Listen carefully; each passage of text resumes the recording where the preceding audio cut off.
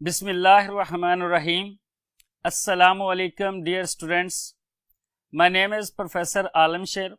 मैं आपका बायोलॉजी का टीचर. आज हमारा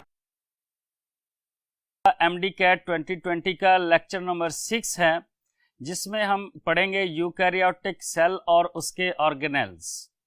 तो चलते हैं हम अपने लेक्चर की तरफ. डियर स्टूडेंट्स, जो आप कंटेंट्स हैं पहले मैं उनको बोल देता हूं कि जो सेल ऑर्गेनेल्स हैं यूकैरियोटिक सेल स्ट्रक्चर के अंदर, वो हैं endoplasmic reticulum, ribosomes, Golgi apparatus, lysosomes, vacuoles, centrioles and microtubules, mitochondria, chloroplast and nucleus. Nucleus के further nuclear membrane, nucleolus and chromosomes.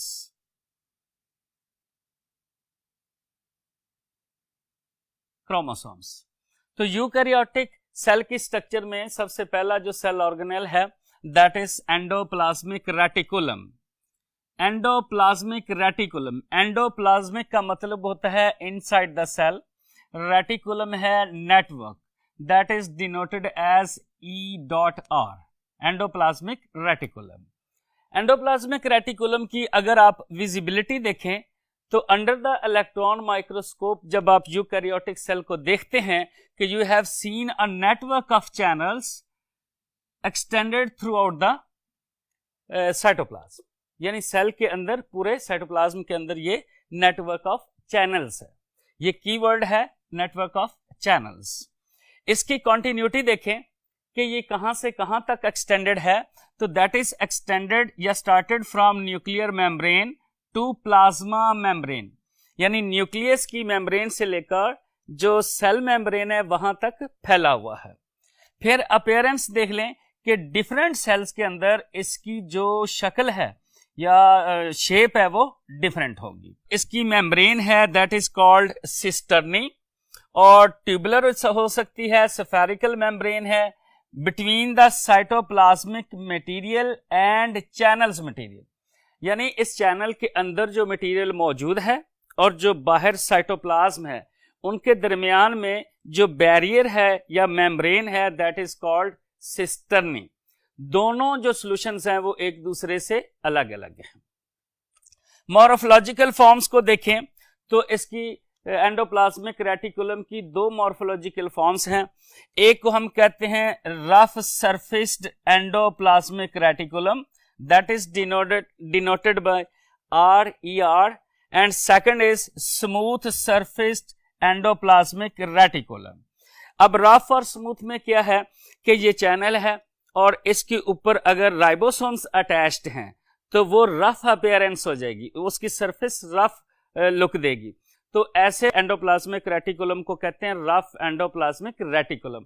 मतलब क्या कि वो endoplasmic reticulum which are attached with ribosomes या ribosomes are attached on endoplasmic reticulum, तो वो RER कहलाते हैं.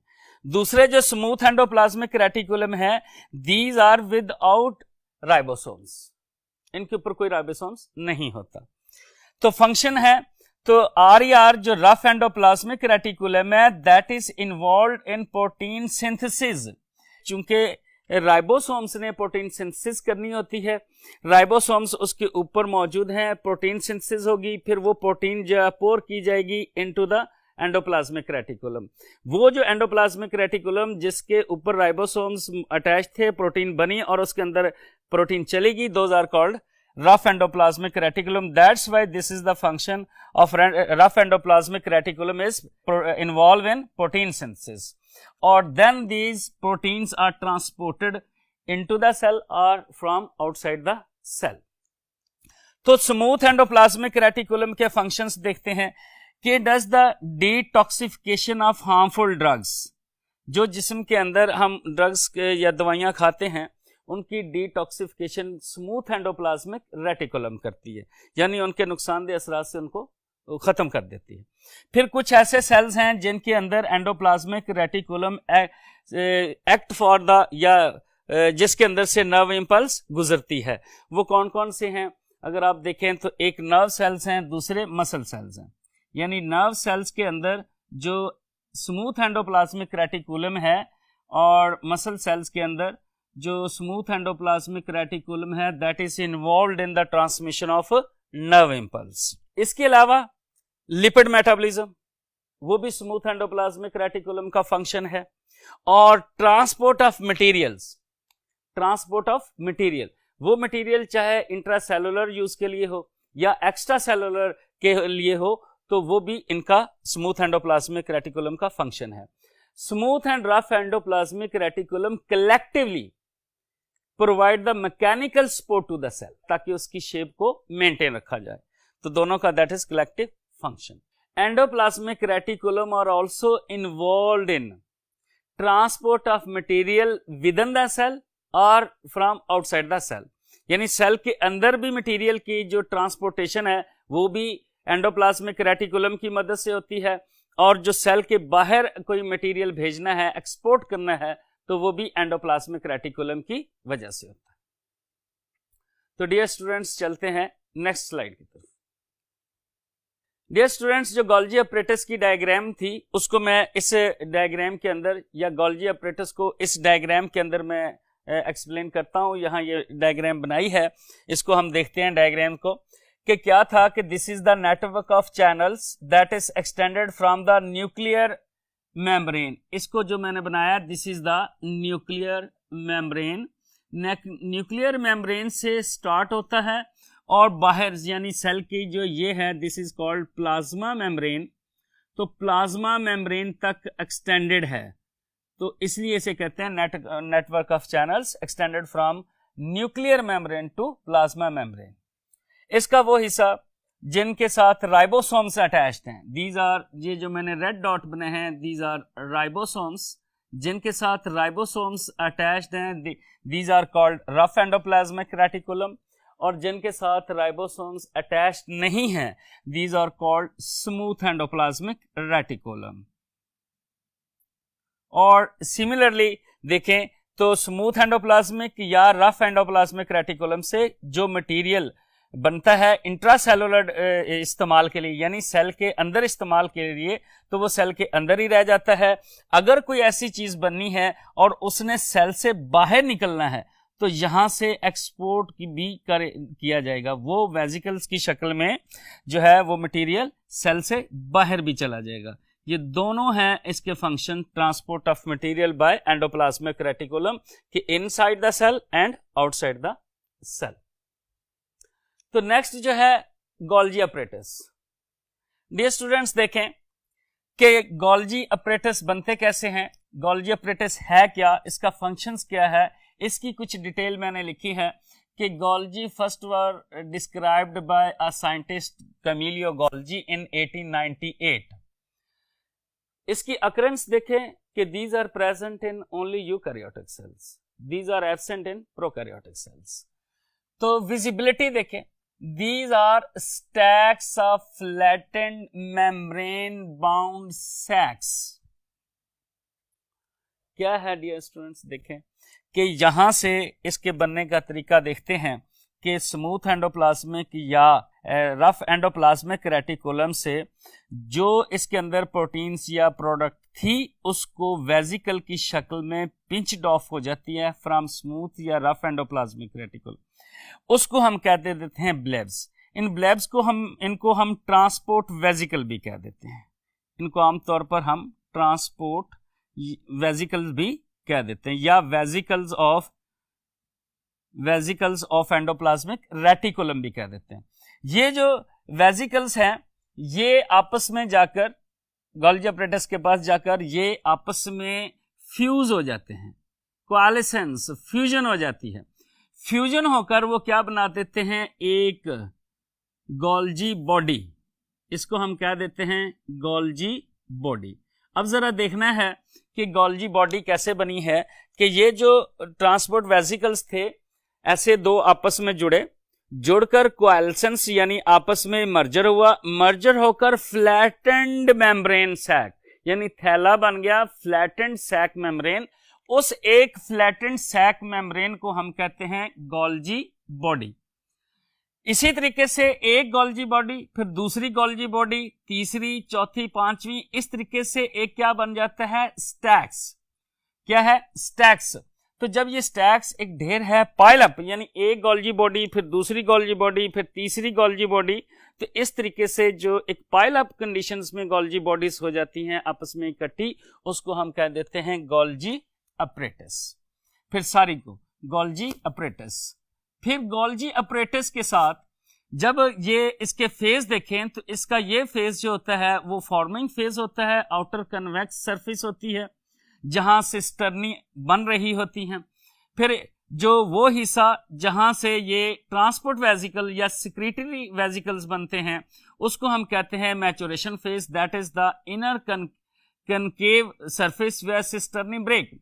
यानी यहां से गोल्जी बॉडी का बनने का अमल शुरू होगा, पाइल अप होती जाएंगी। जो मैचुरेशन फेज है वहां जाकर वो जो फ्लैटेंड सैक के गोल्जी बॉडीज थी वो दरमियान ब्रेक हो जाएगी, टूट जाएगी और यूं वो वेजिकल्स में तब्दील हो जाएगी। ये हिस्सा इसका कहलाता है या सरफेस कहलाती है maturation phase. Dear students, vesicles, Golgi body and stack of Golgi body plus transport vesicles, all these structures collectively known as Golgi complex।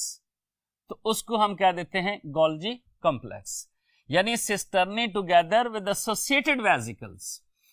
तमाम वेजिकल्स, गोल्जी बॉडीज इकट्ठी होकर बना देते हैं गोल्जी कॉम्प्लेक्स। तो नेक्स्ट है functions of Golgi apparatus. Golgi apparatus के जो फंक्शंस हैं वो है फिनिशिंग ऑफ प्रोडक्ट।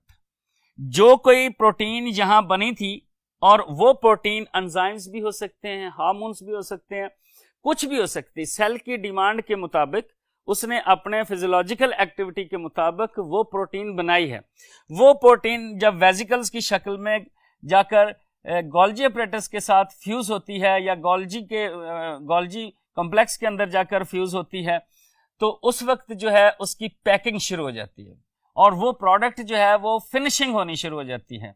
जब फिनिश होती है तो फाइनली वो यहां आकर पैक्ड हो जाएगी, यानी finishing and packing of the material are proteins which was synthesized in rough endoplasmic reticulum. फिर क्या है कि जो बन जाएगा ये ट्रांसपोर्ट वेजिकल या secretory vesicle, they may be use for intracellular processes, यानी ये सेल के अंदर के लिए भी इस्तेमाल हो सकते हैं और सेल से बाहर भी जा सकते हैं। सेल से बाहर जाते हैं, मिसाल के तौर पर अगर आपको बताएं कि अगर इंसान का जो या मैमल्स का जो पैंक्रियाज है, that is the associated gland of the digestive system, उसके जो एंजाइम्स हैं mostly they are used for the extra cellular digestion. तो समझ लें कि इस जो वेजिकल है या ट्रांसपोर्ट सेक्रेटरी वेजिकल है, इसमें क्या है, वो तमाम डाइजेस्टिव एंजाइम्स हैं जो एक्स्ट्रा सेलुलर डाइजेशन के लिए नीडेड हैं। तो ट्रांसपोर्ट वेजिकल जो है वो अगर सेल के अंदर भी इस्तेमाल हो सकते हैं, उसके अंदर चूंकि हाइड्रोलिटिक एंजाइम्स हैं, और उसके बाहर भी हो सकते हैं, या वो जो प्रोडक्ट बनी है वो इंट्रासेलुलर इस्तेमाल के लिए है या एक्स्ट्रा सेलुलर के लिए है, उसी हिसाब से उसका जो है तयन होगा। तो गोल्जी कॉम्प्लेक्स क्या करती है, finishing, packaging and export of material. इसको मैंने सिंपल लिखा हुआ है कि they form the conjugated molecules like glycolipids and glycoproteins, के मुख्तलिफ जो मॉलिक्यूल्स हैं उनको आपस में मिलाकर एक आर्जी तौर पर एक बड़ा मॉलिक्यूल बनाती है जिसे हम कहते हैं कॉन्जुगेटेड मॉलिक्यूल्स। तो this is all about for the Golgi apparatus. जो रिलेशनशिप है किसका, एंडोप्लाज्मिक रेटिकुलम का और गोल्जी अपरेटस का, दिस इज वेरी इंपॉर्टेंट, तो इसको आपने अंडरस्टैंड करना। तो स्टूडेंट चलते हैं नेक्स्ट स्लाइड पर। नेक्स्ट है लाइसोसोम्स। तो डियर स्टूडेंट्स, जो लाइसोसोम का लिटरल मीनिंग है वो है स्प्लिटिंग बॉडी, यानी lyso mean splitting, soma mean body, splitting body in the sales. अगर देखें तो सबसे पहले जिस शख्स ने इसको आइसोलेट किया था, ही वाज डिड्यूफ इन 1949, उसने सबसे पहले इसको स्टडी किया था। अकरेंस देख लें कि ये कहां कहां पर पाए जाते हैं। These lysosomes are present in eukaryotic cells, most eukaryotic cells, यानी मेनली तो एनिमल सेल्स में पाए जाते हैं, but these are absent in plant cells. तो वो सेल्स जिनकी फेगोसिटिक एक्टिविटी ज्यादा होती है उनके अंदर लाइसोसोम का जो नंबर है वो भी ज्यादा होती है। लाइसोसोम की जो मॉर्फोलॉजिकल फॉर्म्स हैं वो उनकी अपनी पहचान है कि वो एक दूसरे ऑर्गेनेल से अलग हो जाते हैं। बेसिकली इसके अंदर होते क्या हैं, एंजाइम्स। अगर इसकी कंपोजिशन को देखें कि इसके अंदर क्या क्या चीजें होती हैं, इसके अंदर एसिड फॉस्फेटेजेस एंजाइम होते हैं और भी कई तरह के हाइड्रोलिटिक एंजाइम्स इसके अंदर मौजूद होते हैं जो कि बनते हैं रफ एंडोप्लाज्मिक रेटिकुलम पर। तो लाइसोसोम्स को अगर आप देखें तो इसके जो फंक्शंस हैं वो ऑटोफेजी, ऑटोलाइसिस और एक्स्ट्रा सेलुलर डाइजेशन। अब इस तमाम प्रोसेस को हम इस डायग्राम की मदद से देखते हैं। ये है dear students rough endoplasmic reticulum, और इसके ऊपर ये जो मैंने ब्लू कलर के बनाए दिस इज राइबोसोम। तो राइबोसोम जो है वो प्रोटीन बनाएगी, वो प्रोटीन्स जो है यहां पर मौजूद होंगी और यहां से पिंच्ड ऑफ होगा, यानी कि ऐसे समझ लें कि ये चीज है तो मरोड़े तो एक चीज ऐसे अलग हो जाएगी, पिंच्ड ऑफ होगी, तो वो कहलाएगा ट्रांसपोर्ट वेजिकल। इसके अंदर क्या है, basically these have inactive enzymes, यानी इन ट्रांसपोर्ट वेजिकल के अंदर क्या है, इनएक्टिव हाइड्रोलिटिक एंजाइम्स। तो डियर स्टूडेंट्स जब रफ एंडोप्लाज्मिक रेटिकुलम से ये ट्रांसपोर्ट वेजिकल्स निकलते हैं तो इनके अंदर inactive form of hydrolytic enzymes होते हैं। फिर ये जो वेजिकल्स हैं वो आपस में मर्ज होकर एक गोल्जी बॉडी बनाते हैं, फिर गोल्जी अपरेटस बन जाता है। तो गोल्जी जो है इसकी फिनिशिंग और पैकिंग करके जो चीज बनाती है that is called primary lysosome. Primary lysosome cells के अंदर भी इस्तेमाल होते हैं और सेल के बाहर भी इस्तेमाल होते हैं। ये एक एरो जो है वो रॉन्ग डायरेक्शन में लग गया है। तो ये जो प्राइमरी लाइसोसोम है, अगर इनके अंदर एक्स्ट्रा सेलुलर डाइजेशन के लिए एंजाइम्स मौजूद हैं तो ये प्राइमरी लाइसोसोम सेल से बाहर निकलेंगे, बाहर निकलकर एक्स्ट्रा सेलुलर एनवायरनमेंट के अंदर अपने एंजाइम्स को रिलीज करेंगे, और चूंकि ये हाइड्रोलिटिक एंजाइम्स हैं तो वहां पर जो break down of larger molecule into smaller molecule होगी that is called extra cellular digestion. Primary lysosome जो बनते हैं वो बनते हैं गोल्जी अपरेटस में, क्योंकि वहां पर इनकी जो फिनिशिंग होती है और पैकिंग होती है वो मुकम्मल हो जाती है। तो अब प्राइमरी लाइसोसोम के अंदर अगर मैं देखूं तो कई तरह के जो हाइड्रोलिटिक एंजाइम्स मौजूद हैं, फॉस्फेटेजेस वगैरह। प्राइमरी लाइसोसोम का जो पहला फंक्शन है वो फंक्शन है इंट्रासेलुलर डाइजेशन, यानी सेल के अंदर जो खुराक आएगी उसको तोड़ना, डाइजेस्ट करना, ये प्राइमरी लाइसोसोम का इनसाइड द सेल पहला फंक्शन होगा। तो खुराक के लिए क्या है कि जब सेल फूड लेता है, आप जानते हैं कि ये फूड जो है वो सॉलिड भी हो सकती है, अगर सॉलिड होगी तो फेगोसाइटोसिस कहेंगे, अगर लिक्विड होगी तो पिनोसाइटोसिस कहेंगे। ये जो फूड है जब सेल के अंदर एंडोसाइटोसिस के जरिए अंदर आती है तो उस वक्त बन जाता है फूड वैक्यूल। अब इस फूड वैक्यूल के अंदर जो है मुख्तलिफ किस्म की फूड है, that may be carbohydrates, proteins, lipids etcetera. अब क्या हुआ कि जब फूड वैक्यूल सेल के अंदर दाखिल हुआ तो फिर प्राइमरी लाइसोसोम उसके साथ जाकर फ्यूज हो जाता है। जब प्राइमरी लाइसोसोम और फूड वैक्यूल आपस में मिलते हैं तो वो बनता है सेकेंडरी लाइसोसोम। सेकेंडरी लाइसोसोम को हेट्रोफेगोसोम भी कहते हैं, क्योंकि सेल जो है वो फूड बाहर से ले रहा है और अपना प्राइमरी लाइसोसोम उसको इंट्रासेलुलर डाइजेशन के लिए कर रहा है, तो इसलिए हेट्रो का मतलब होता है अदर्स, फेग मीन फूड, कि फूड सेल ने अदर साइड से ली है, यानी बाहर से ली है, फिर प्राइमरी लाइसोसोम ने उसको सेल के अंदर ही डाइजेस्ट किया है, तो यूं वो बन जाता है हेट्रोफेगोसोम या सेकेंडरी, यानी सेकेंडरी लाइसोसोम को ही हम हेट्रोफेगोसोम कहेंगे खुराक के मामले में।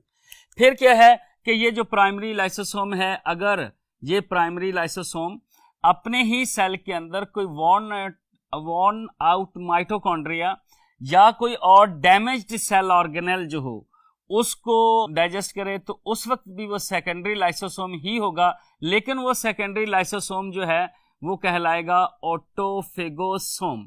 ऑटोफेगोसोम का मतलब यही है कि सेल के अंदर की जो प्रोडक्ट्स थी, जो डैमेज थी, जिसको ठीक करना था या डाइजेस्ट करना जरूरी था, उसने उसको डाइजेस्ट कर लिया। तो ये प्रोसेस भी कहलाता है ऑटोफेगी यानी सेल्फ ईटिंग। सेल्फ ईटिंग तो दो फंक्शंस हो गए, एक इंट्रासेलुलर डाइजेशन हो गया और दूसरा जो है वॉर्नॉट का जो है वो ऑटोफेगी, इसको भी इंट्रासेलुलर डाइजेशन ही कहते हैं। नेक्स्ट जो इसका फंक्शन है दैट इज ऑटोलाइसिस। आप जानते हैं कि जब कोई सेल ने उस सेल की प्रोग्राम्ड डेथ हो, उसने खत्म होना हो, तो क्या करते हैं कि प्राइमरी लाइसोसोम के अंदर चूंकि हाइड्रोलिटिक एंजाइम्स होते हैं, ये प्राइमरी लाइसोसोम सेल के अंदर ही बस्ट हो जाते हैं और तमाम जो है सेल और जो एक्टिव फॉर्म में एंजाइम्स होते हैं वो सेल के अंदर फैल जाते हैं और तमाम सेलुलर कंटेंट्स को वो डाइजेस्ट कर लेते हैं। यूं जो है वो उसके अंदर ऑटोलाइसिस यानी सेल की अपनी भी डेथ जो है वो इसी लाइसोसोम की मदद से होती है।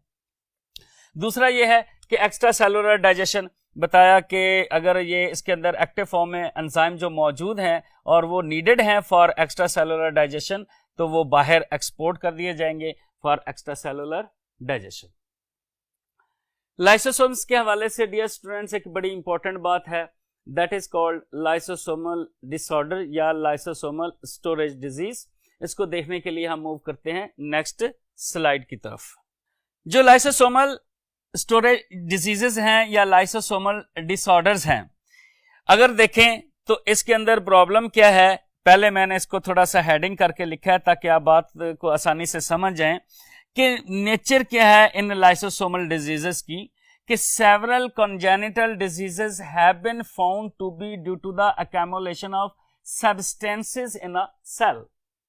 ये प्रॉब्लम है क्या, जब लाइसोसोम नहीं होगा तो जो सब्सटेंस है जिसको उसने डाइजेस्ट करना था या ब्रेक करना था वो ब्रेक नहीं होगा और उसकी जो मिकदार है वो सेल में बढ़ जाएगी। जब उसकी मिकदार सेल में बढ़ जाएगी तो क्या होगा कि वो फिर उसका सेल का फिजियोलॉजिकल फंक्शन डिस्टर्ब होगा, जिसकी वजह से सेल जो है वो जिंदा नहीं रह पाएगा या सेल जो है वो एबनॉर्मल फिजियोलॉजिकल एक्टिविटी शो करेगा। तो इसकी जो देखें कि लाइसोसोमल जो स्टोरेज डिजीजेस हैं या लाइसोसोमल डिसऑर्डर्स हैं, उसकी कॉजेस की तरफ डियर स्टूडेंट्स देखते हैं। वेरी इंपॉर्टेंट है एमसीक्यू के हवाले से अगर देखें कि रूट कॉज क्या है, म्यूटेशन। म्यूटेशन क्या करेगी कि वो क्रोमोसोम्स के अंदर या जीन्स के अंदर तब्दीली ले आएगी। मिसाल के तौर पर वो जो है कोई उसने डीएनए या जीन ने कोई खास प्रोडक्ट बनानी थी, कोई एंजाइम बनाना था, अगर वही चेंज हो गया तो वहां से जो सही वाली जो इंफॉर्मेशन है पास ऑन नहीं होगी और उससे कोई एंजाइम नहीं बन सकेगा। इसको हम कह देते हैं फिर रूट कॉज म्यूटेशन से ही, कि म्यूटेशन क्या इफेक्ट डालेगी, सब्सिक्वेंट कॉज क्या हो जाएगी कि उस सेल के अंदर खास एंजाइम्स की डेफिशिएंसी हो जाएगी। मिसाल के तौर पर ये जीन ए है, इसने एक एंजाइम बनाना था, एंजाइम ए। ये जो जीन ए है इसके अंदर तब्दीली आ गई, म्यूटेशन होगी, तो उसका जो एंजाइम ए था वो ही नहीं बनेगा, वो है सब्सिक्वेंट कॉज। तो उसकी डेफिशिएंसी हो जाएगी उस स्पेसिफिक एंजाइम की सेल के अंदर, तो वो मेटाबॉलिज्म या मेटाबॉलिक रिएक्शन जो उस एंजाइम्स ने परफॉर्म करना था वो परफॉर्म नहीं होगा। फिर बाज़ औक़ात ऐसा भी होता है कि इमीडिएट कॉज भी होती है, अगर कोई म्यूटेशन जेनेटिक ना हो तो इमीडिएट भी हो जाती है। इमीडिएट क्या हो जाती है कि चूंकि लाइसोसोम्स का काम है चीज़ों को स्प्लिट कर देना, तोड़ देना, डाइजेस्ट कर देना यानी कैटाबोलाइज्ड कर देना, तो उस वक्त क्या होता है कि no catabolism and substances get stored in the cell. जब टूटेंगे नहीं, जो सब्सटेंसेस हैं वो सेल के अंदर इकट्ठे होना शुरू हो जाते हैं, एक्यूमुलेट होना शुरू हो जाते हैं। तो एग्जांपल्स इसकी दो ही हैं, एक है ग्लाइकोजिनोसिस टाइप 2, आपके सिलेबस में सेकंड इज द टैसिस डिजीज। इसको देखें कि ग्लाइकोजिनोसिस टाइप 2 क्या है। इसमें एक एंजाइम होता है जिसे कहते हैं ग्लाइकोजिनेज। ग्लाइकोजिनेज आमतौर पर काम क्या करता है कि लिवर सेल और मसल सेल्स के अंदर जो ग्लाइकोजन है that is converted into glucose.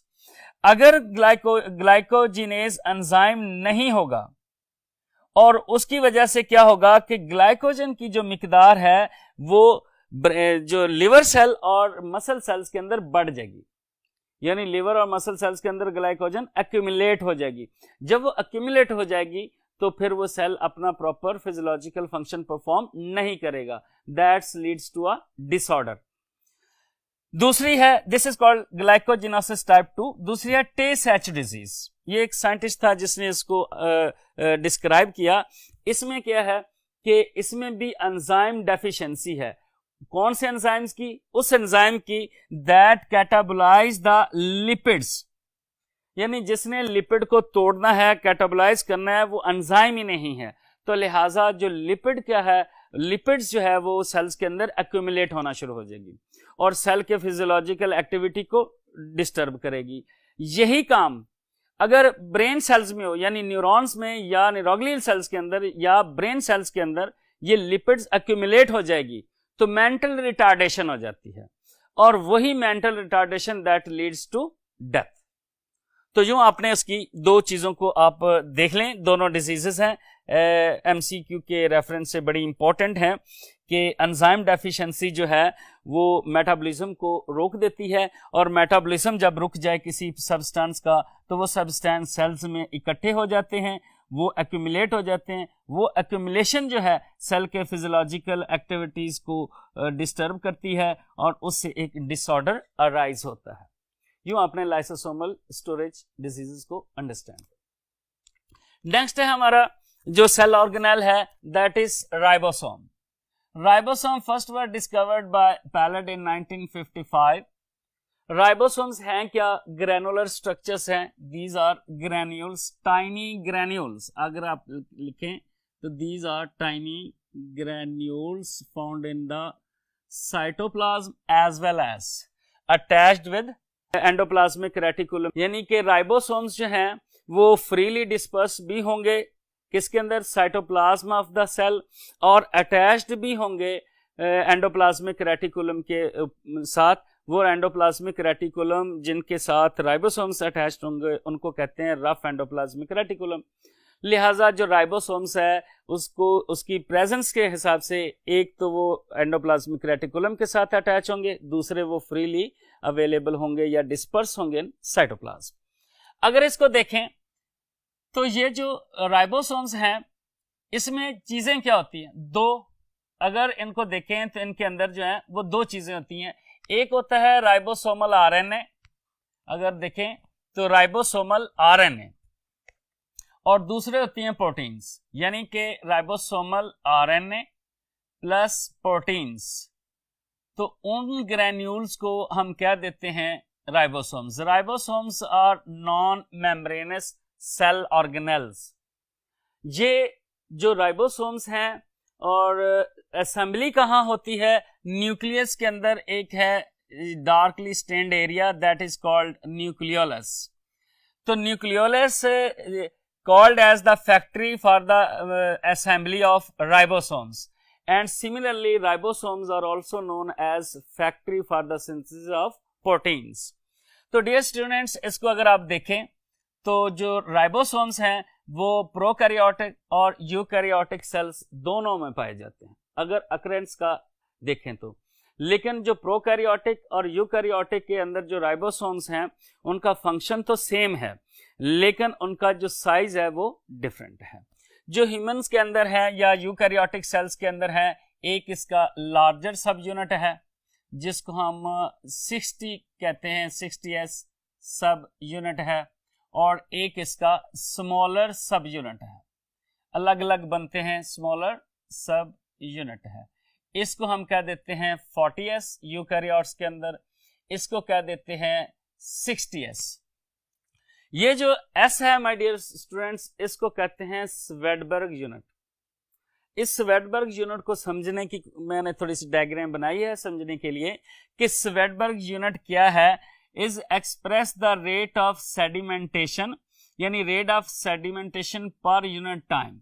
इसको मिसाल आप ऐसे ले लें कि एक ग्लास है उस ग्लास के अंदर आप दो तरह की मट्टी डाल लें, एक कोर्स पार्टिकल यानी कि बिल्कुल बारीक और एक मोटे। उस ग्लास के अंदर पानी है, पानी के अंदर आपने दो तरह की रेत डाल दी है, बड़े साइज वाले पार्टिकल्स वाली और छोटे पार्टिकल, उसको आपने यूं मिक्स कर दिया। फिर ग्लास आप टेबल पे रख देते हैं। जब टेबल पे रखते हैं तो आप देख रहे होते हैं कि जो आहिस्ता आहिस्ता वो जो पार्टिकल्स हैं वो उसके बॉटम यानी पेंदे पर जमा होना शुरू हो जाते हैं। उसको हम कहते हैं सेडिमेंटेशन, यानी उसके बॉटम के ऊपर एक्यूमुलेशन हो जाना या सेटल डाउन हो जाना उस पार्टिकल्स का, दैट इज कॉल्ड सेडिमेंटेशन। ये सेडिमेंटेशन डिपेंड करता है कि कौन सा पार्टिकल कितने साइज का है, उसका मॉलिक्यूलर वेट कितना है, हैवी कितना है, साइज कितना है। जो बड़े पार्टिकल्स होंगे वो जल्दी सेटल डाउन होंगे इस बॉटम पर, जो उससे छोटे होंगे वो और जरा टाइम लेंगे, उनका टाइम और कम होगा। जो बिल्कुल छोटे मॉलिक्यूल्स होंगे वो और ज्यादा वक्त में नीचे, यानी कि जो बड़े मॉलिक्यूल्स हैं जल्दी सेटल डाउन होंगे, उससे छोटे और देर से सेटल डाउन होंगे, और जो बिल्कुल स्मॉलर पार्टिकल्स हैं वो और देर से सेटल होंगे। ये जो इनका सेटल था बॉटम के ऊपर, इसका जो मेजर है या एक्सप्रेशन है that is called Svedberg unit. इसलिए जो राइबोसोम्स हैं, जो 60S है, वो जल्दी सेटल डाउन हो गए, तो हमने कह दिया कि ये सब यूनिट जो है वो कहलाता है 60S। और जब स्मॉलर जो सब यूनिट था उसका जो रेट ऑफ सेडिमेंटेशन था वो स्लो था, यानी वो अगर आप समझ लें कि यूनिट टाइम में अगर मिनट कह लें या सेकंड कह लें, तो इसलिए उसका जो है वो 40 और 60S जो रेट यूनिट टाइम जो है वो तो डिपेंड करता है कि आप मिनट्स रखते हैं, सेकंड रखते हैं, आवर्स रखते हैं। तो इस हिसाब से जो है वो राइबोसोम्स के दो सब यूनिट हैं, 60S और 40S। 60S बताता है कि ये जल्दी सेटल डाउन हो गया था, इसका साइज बड़ा है, और 40S बताता है कि ये छोटे हैं और इनको सेटल होने में थोड़ा सा टाइम ज्यादा लगा। दोनों को मिला दें, अगर इकट्ठे कर दें दोनों को, तो वो दोनों जो है वो एक स्मॉलर सब यूनिट और लार्जर सब यूनिट दोनों मिलके जो बना देते हैं उसको हम कह देते हैं 80S। अब ये क्या हुआ था कि दोनों को जब आपस में कंबाइन किया, फिर उसको सेडिमेंटेशन की या सेंट्रीफ्यूज करके सेडिमेंटेशन की। सेडिमेंटेशन में दोनों का जो बिहेवियर था दोनों इकट्ठे होने का, वो फिर स्वेडबर्ग यूनिट जो है वो डिफरेंट हो गया।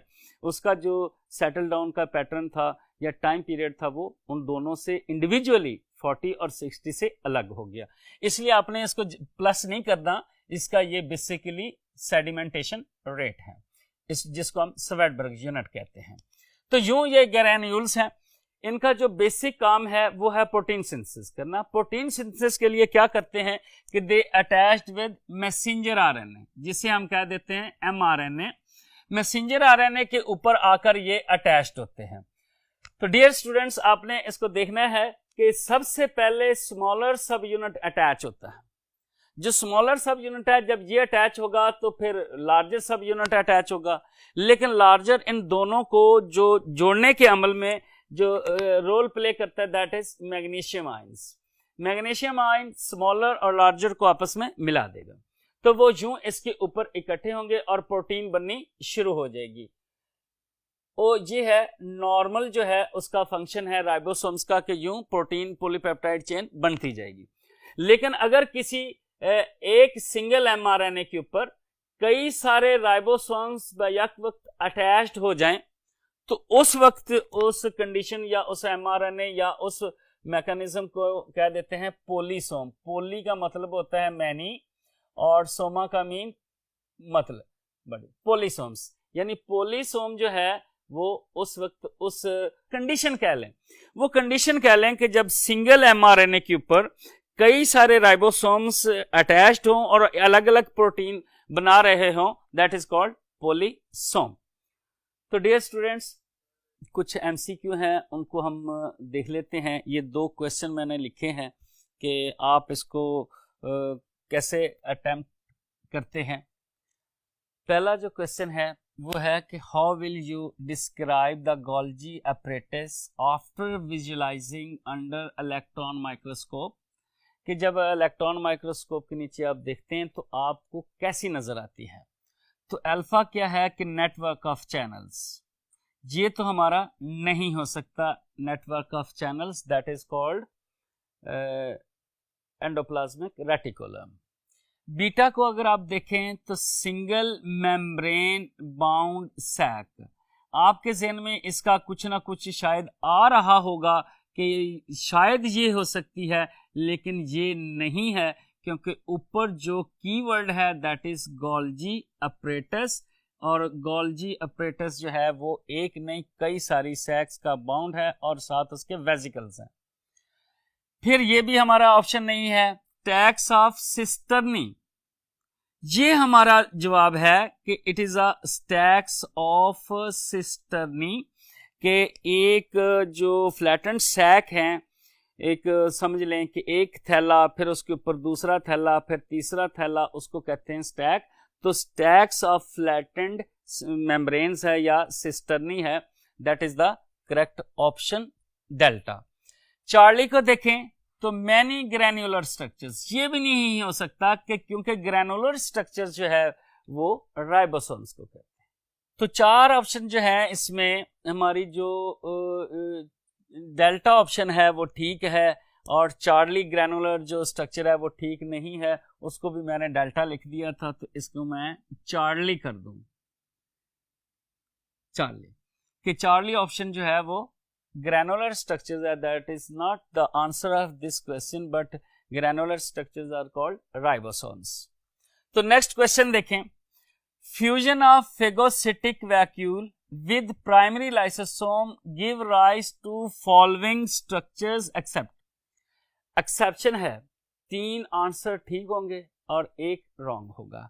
आई होप सो के देखते हैं, उसको हम कह देते हैं यानी के प्राइमरी लाइसोसोम और फेगोसिटिक वैक्यूल जब आपस में मिलते हैं तो क्या बनता है, digestive vacuole alpha beta secondary lysosome, Charlie autophagosome, और डेल्टा है गोल्जी वेसिकल्स।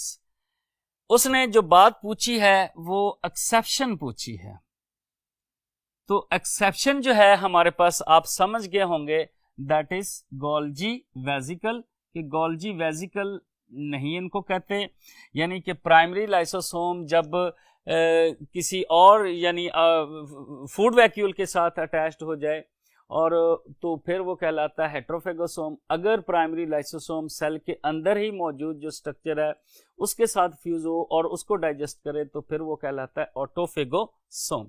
तो हमारा जो करेक्ट ऑप्शन है इस क्वेश्चन का वो डेल्टा। तो डियर स्टूडेंट्स, फर्दर जो हमारा टॉपिक है उनको समझने के लिए चलते हैं व्हाइट बोर्ड 1 की तरफ।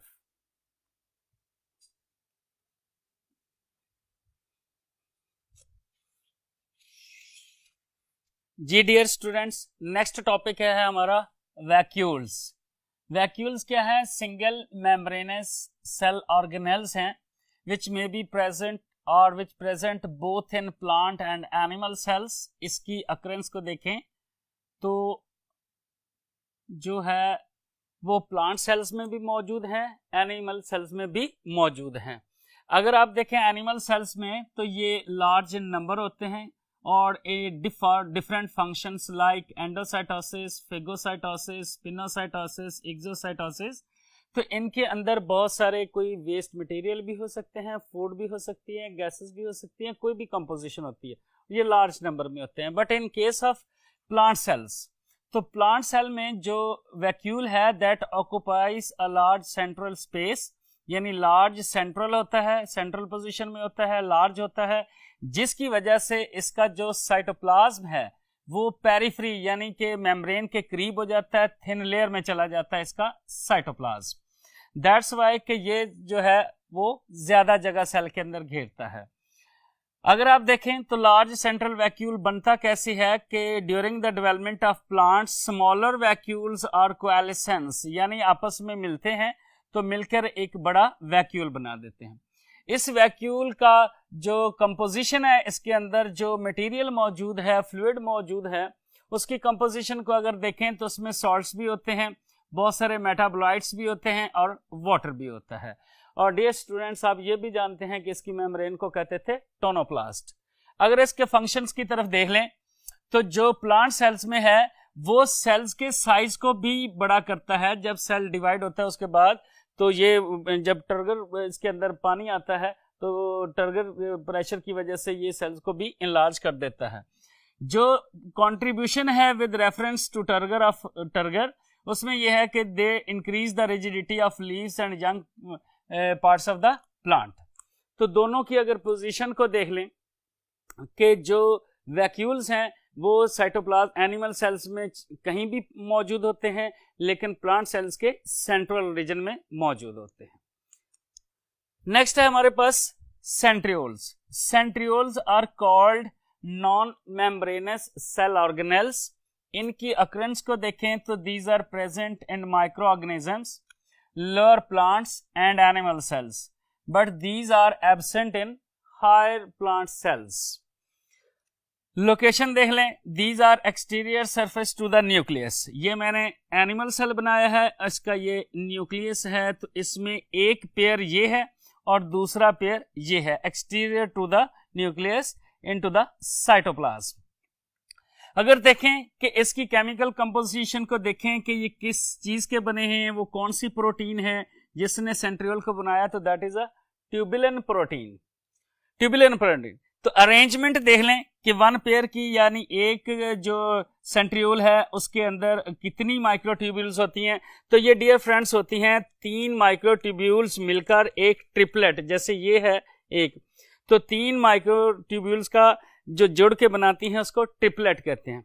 और एक सेंट्रियोल के अंदर टोटल 9 ट्रिपलेट्स होती हैं, 1 2 3 4 5 6 7 यानी 9 ट्रिपलेट्स होती हैं। तो 9 ट्रिपलेट्स का मतलब क्या हुआ कि टोटल उसके अंदर जो है वो माइक्रोट्यूब्यूल्स एक, यानी एक सेंट्रियोल की बात कर रहा हूं तो 27 माइक्रोट्यूब्यूल्स होती हैं। और अगर पेयर की बात कर लें तो 27 × 2। तो ये अपने जहन में रखना है कि पास्ट पेपर्स में एमसीक्यू पूछा जाता है इनकी तादाद के बारे में। अगर सेंट्रियोल्स के फंक्शन की तरफ देखें तो फंक्शंस क्या है कि they are involved in the spindle fibre formation during the mitosis या सेल डिवीजन। जब सेल डिवीजन होनी होती है तो क्रोमोसोम्स की अटैचमेंट के लिए, यानी यहां पर इसके क्रोमोसोम्स अटैच्ड होंगे and then they will be separated from each other. तो उसकी सेपरेशन, क्रोमोसोम की सेपरेशन के लिए स्पिंडल फाइबर्स बनते हैं ड्यूरिंग द माइटोसिस। एक तो इसका ये फंक्शन है। तो स्टूडेंट दूसरा एक इंपॉर्टेंट फंक्शन जो सेंट्रियोल्स का है that is the location of furrowing during the cell division, यानी फरो की जो लोकेशन है वो भी सेंट्रियोल से रिलेट करती है ड्यूरिंग द सेल डिवीजन। तो चलते हैं स्टूडेंट्स नेक्स्ट स्लाइड की तरफ फॉर नेक्स्ट टॉपिक। नेक्स्ट जो है दैट इज माइक्रोट्यूब्यूल्स। तो माइक्रोट्यूब्यूल्स की अगर आप स्ट्रक्चर और कंपोजिशन को देखें तो these are long unbranched cylinder tubulin protein structures. और फंक्शन क्या है कि they perform a several function in the cells like several cell organelles are derived from the assemblies of microtubules। यानी माइक्रोट्यूब्यूल्स इकट्ठी होकर कई सारी सेलुलर स्ट्रक्चर जो है वो या सेल ऑर्गेनेल्स को बनाती हैं, लाइक सीलिया जैसा कि आप पैरामीशियम में देखते हैं, फ्लैजेला, बेसल बॉडीज और सेंट्रियोल्स। तो डियर स्टूडेंट्स एक क्वेश्चन लिखा है तो उसको सॉल्व करते हैं कि assembly and disassembly of spindle structures during the mitosis is one of the important function of. तो इंपॉर्टेंट फंक्शन किसका है अगर आप देखें, अल्फा है माइक्रोट्यूब्यूल्स, बीटा है सीलिया, चार्ली है फ्लैजेला, डेल्टा है बेसल बॉडी। तो यकीनन आपने इसका जो है जवाब लगा लिया होगा या सोच रखा होगा। तो इसकी जो करेक्ट ऑप्शन है वो है अल्फा माइक्रोट्यूब्यूल्स।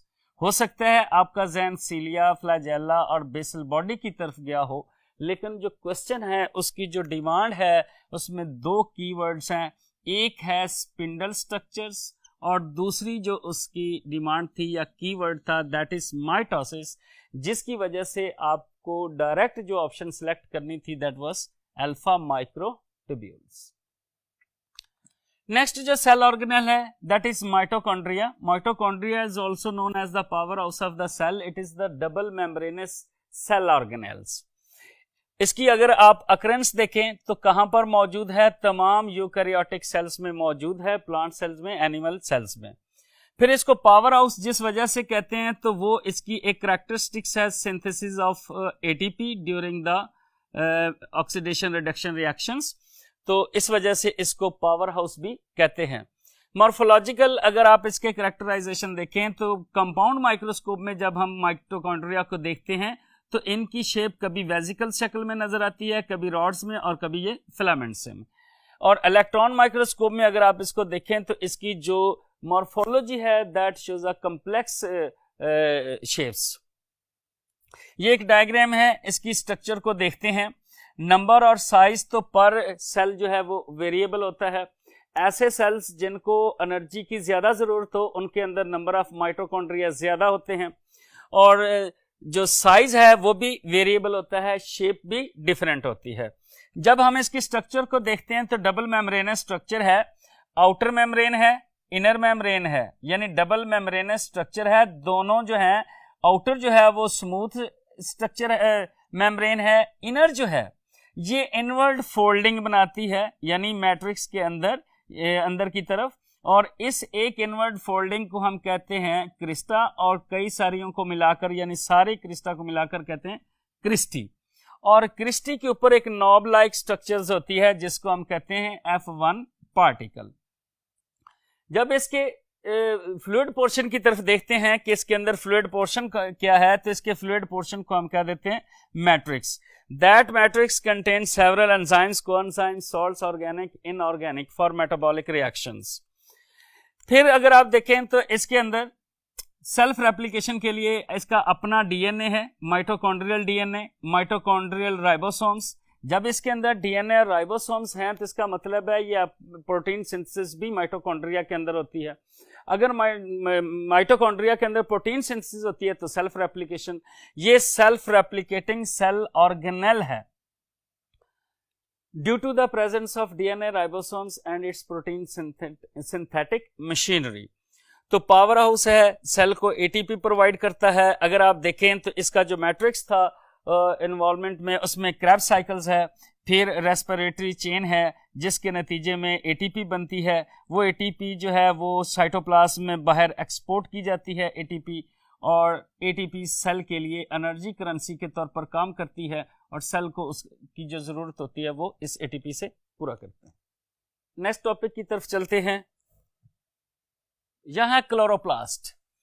क्लोरोप्लास्ट क्या है? These are the membrane bound structures containing a green pigment called chloroplast. यानी क्लोरोप्लास्ट जो है ये भी डबल मेम्ब्रेनस सेल ऑर्गेनेल्स है which are present in plant cells. तो इसकी जो शेप और साइज है वो हर जो सेल के हिसाब से डिफरेंट होगी, वेरिएबल है. अगर इसका डायमीटर देखें तो 4 to 6 माइक्रोन मीटर है. जब इसको हम कंपाउंड माइक्रोस्कोप के नीचे देखते हैं तो it looks like a heterogeneous structures that is composed of a granular structures called grana and a fluid portion.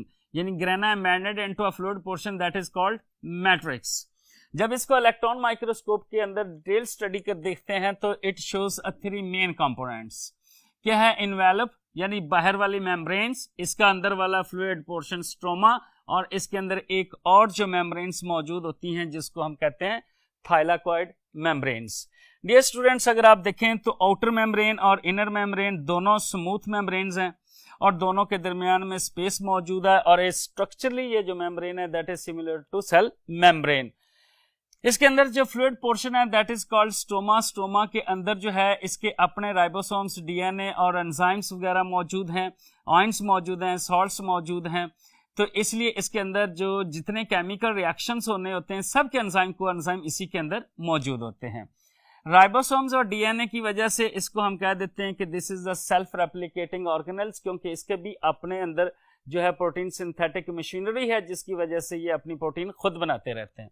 इसकी अगर थाइलाकॉइड मेम्ब्रेन्स को देखें तो थाइलाकॉइड मेम्ब्रेन्स ऐसी हैं जैसे एक कोई फ्लैटेंड सैक, यानी कि एक थैला है, फिर उसके बाद दूसरा थैला है, फिर तीसरा थैला है. ये थाइलाकोइड मेम्ब्रेन्स एक दूसरे के ऊपर पाइल अप होकर वो बना देती हैं स्टैक, जिसको हम कहते हैं ग्रेनम या ग्रेना। और जो उसके अंदर मोर देन 50 यानी मोर देन 50 अगर थाइलाकोइड मेम्ब्रेन हो तो ग्रेना में होती हैं। दोनों ग्रेना जो है आपस में इंटरग्रेनम की वजह से कनेक्टेड होते हैं, और जो ग्रेना है उसका कलर जो होता है वो ग्रीन होता है, और जो इंटरग्रेन होता है वो नॉन ग्रीन यानी उसका कलर नहीं होता, नॉन पिगमेंटेड एरिया होता है।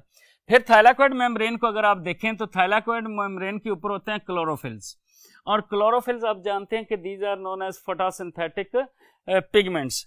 तो क्लोरोफिल्स को अगर आप देखें तो कार्बन, हाइड्रोजन, मैग्नीशियम, और इसी तरीके से उनका जो काम है फोटोसिंथेसिस करते हैं।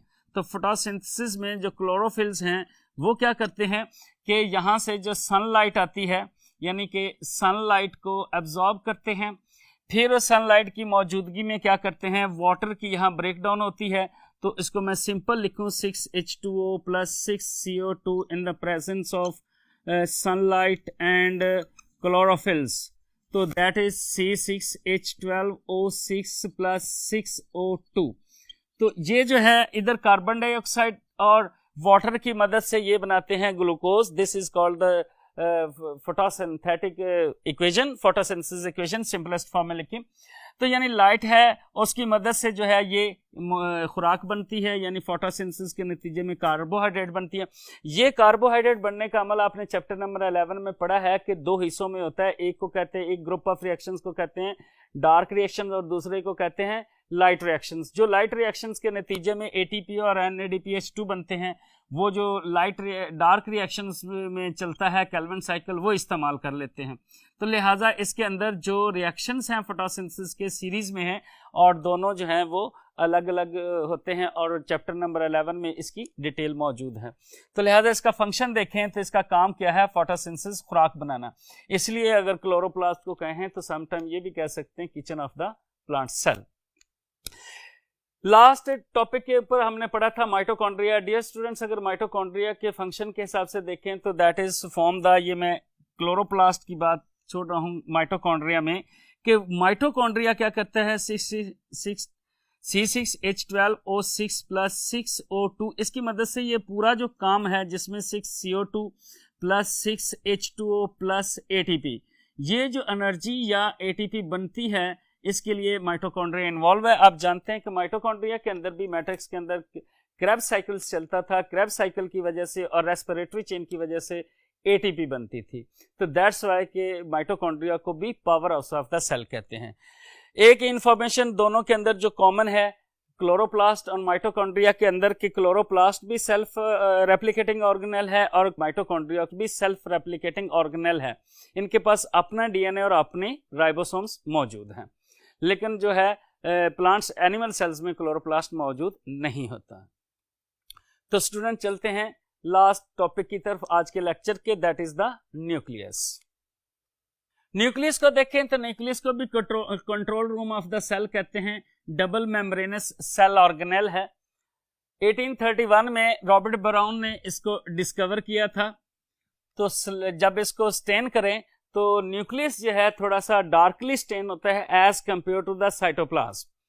तो न्यूक्लियस की पोजीशन देख लेते हैं एनिमल और प्लांट सेल्स में। एनिमल सेल्स में न्यूक्लियस जो है वो सेंट्रल स्पेस सेंटर में होता है, जबकि प्लांट सेल के अंदर न्यूक्लियस एक साइड पे होता है पेरिफेरी में, due to the presence of vacuole. Nucleus को अगर इसकी देखें नंबर, तो नंबर जो है कुछ सेल्स के अंदर न्यूक्लियस नहीं होता, उनको कहते हैं enucleated cells like mature red blood cells. इसी तरीके से ऐसे सेल्स जिनके अंदर सिर्फ एक न्यूक्लियस होता है उनको कहते हैं uninucleated cells like most of the human cells. Binucleated cells वो सेल्स होते हैं जिनके अंदर दो तरह के न्यूक्लियाई मौजूद हों, like ciliates, paramecium. First year chapter number 7 में आपने पढ़ा था कि एक मैक्रो मॉलिक्यूल, एक मैक्रो न्यूक्लियस और दूसरा micronucleus. Multinucleated cells जो हैं दे आर द एग्जाम्पल क्या है कि skeletal, human skeletal muscle cells के सेल्स जो हैं they have many nuclei, that's why they are called the multinucleated cell. Visibility की तरफ चलते हैं कि जो न्यूक्लियस कब मिलता है, नजर आता है, तो नॉन डिवाइडिंग सेल में हमें न्यूक्लियस नजर आएगा, उस वक्त उसके अंदर तीन चीजें नजर आती हैं। एक तो होता है नेटवर्क ऑफ क्रोमैटन मटेरियल, दूसरा उसका जो सॉल्युबल पार्ट है दैट इज कॉल्ड न्यूक्लियोप्लाज्म, और एक नॉन मेम्ब्रेनस स्ट्रक्चर उसके अंदर मौजूद होती है। जब उसको स्टेन करें तो न्यूक्लियस की निस्बत that was more darkly stained, that called nucleoli.